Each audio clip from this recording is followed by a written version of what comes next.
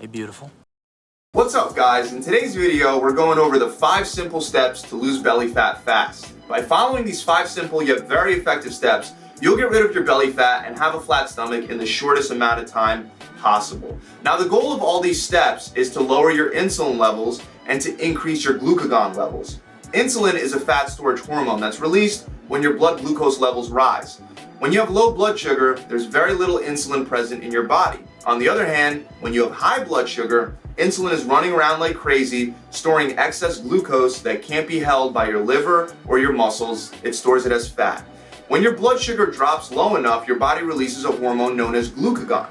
Glucagon has the inverse effect of insulin, and that's exactly why it's so important for burning body fat. Now, unfortunately, there's no way to target fat burn, so burning overall body fat is going to be the best and the most efficient way to burn belly fat. So when we decrease our blood glucose levels, insulin levels plummet and glucagon acts to maintain normal blood glucose levels. The first step in doing this is a process known as glycogenolisis, where glucagon stimulates the conversion of stored glycogen from the liver to glucose for your bloodstream. Glucagon will also promote the conversion of amino acids to glucose through a process known as gluconeogenesis. And the last and most important thing that it does for losing belly fat is that glucagon acts on adipose tissue to stimulate the breakdown of fat stores into the bloodstream.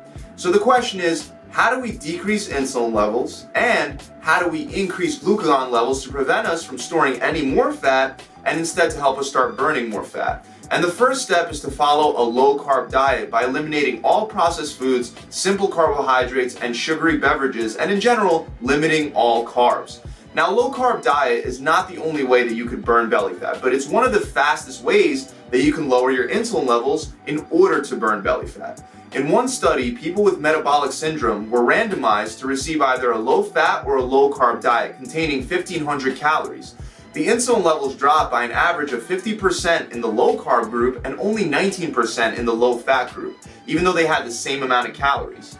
Carbohydrates are the most insulinogenic out of the 3 macronutrients, protein, carbs, and fats. Now, in general, consuming fewer calories has consistently shown to increase insulin sensitivity and decrease insulin levels in overweight and obese people, regardless of the type of diet that they consume. So again, even though it's not the only way to do it through a low carb diet can help you deplete the glycogen in your liver and start burning fat faster. Step 2 is to try fasting, because not eating is by far one of the best ways to keep insulin levels at their lowest. I mean, it makes sense. If you're not taking in any calories, your body has nothing to convert to glucose. Start off with intermittent fasting, where you fast for 16 hours a day and only eat during an 8-hour time block during the day. So you might skip breakfast and instead just have lunch and dinner every single day. Fasting definitely works. However, be warned, some people, when they break their fast, will be so hungry that they drastically overeat, and that is going to do a whole bunch of damage to your insulin levels, to the point where it might have not even been so bad if you just didn't fast at all. So for that reason, fasting is not the answer for everyone. If you're the type of person that gets uncontrollably hungry when you fast and then you binge eat later, then you may be better off spreading out your meals into smaller portions throughout the entire day and just sticking to a low carb diet. However, like I said, I would definitely give it a shot, because there's nothing out there that can lower your insulin levels the way that fasting can. The third step is to begin exercising consistently and regularly. I always like to use the gas tank example. With this one, imagine that your body's gas tank, the fuel that it runs off of, is glycogen. And every time that you eat, you refill that gas tank.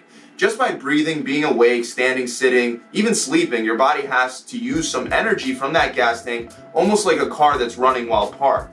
However, the amount of energy it uses while parked is not that much at all.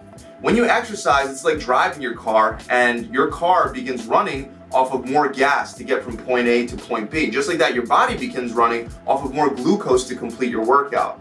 There's evidence that shows that specifically resistance training can help decrease insulin levels. And that makes a lot of sense. Resistance training is a form of anaerobic training. Anaerobic training is known to use a lot more glucose, so it helps you empty out that tank a lot faster.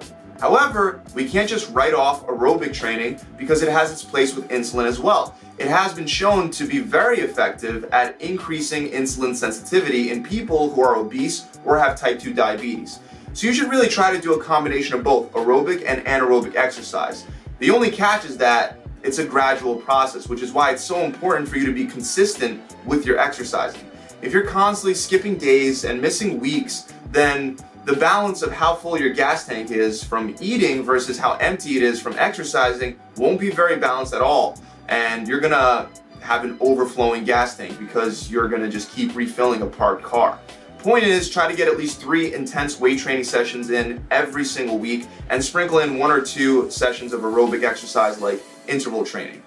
Step number 4 is to avoid all forms of simple sugar and to stay away from refined carbohydrates. Now, I know I already told you guys that a low carb diet is one of the fastest ways to lower insulin levels, but you can still do it other ways. So here I want to be very specific about simple sugar because you guys don't have to have a low carb diet to lower insulin levels, but you do have to have a low sugar diet. Sugar is actually probably the most important food to stay away from when you're trying to lower your insulin levels and lose belly fat.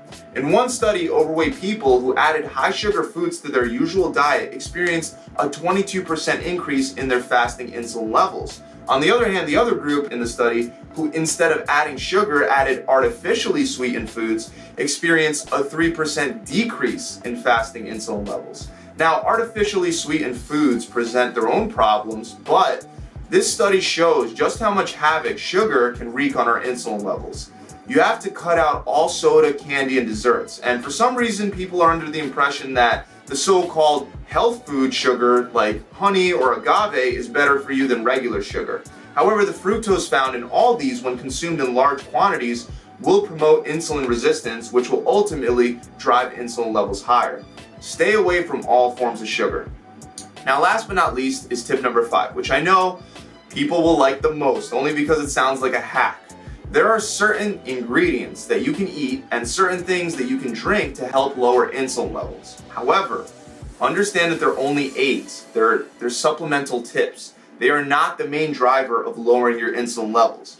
The other 4 tips that I mentioned are the main drivers. This is just there to help a little more after you're already doing the other 4 tips. Okay, so apple cider vinegar has been credited with preventing insulin and blood sugar spikes after eating, especially when taken with high carb foods. So you can try to throw in 1 or 2 tablespoons of apple cider vinegar per day. Cinnamon is another one that shows in certain studies done on insulin resistant people that it can enhance insulin sensitivity and decrease insulin levels. However, this effect may vary from person to person, so these studies are inconclusive. This is why I say these are just extra little tips. You can just add some cinnamon to your food or flavor your drink with some cinnamon. Worst case scenario, you'll be getting some extra antioxidants. And the last little trick is to drink green tea, which certain studies suggest that it may help fight insulin resistance. Again, all these little tips within step number 5 will not work unless you follow the other 4 steps. That's it, guys. I really hope this video has helped you out. If you enjoyed it, make sure you subscribe to my channel.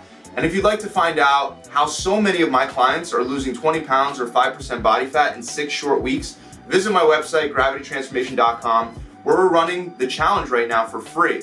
All you have to do is actually stick to the plan. I'll see you guys soon.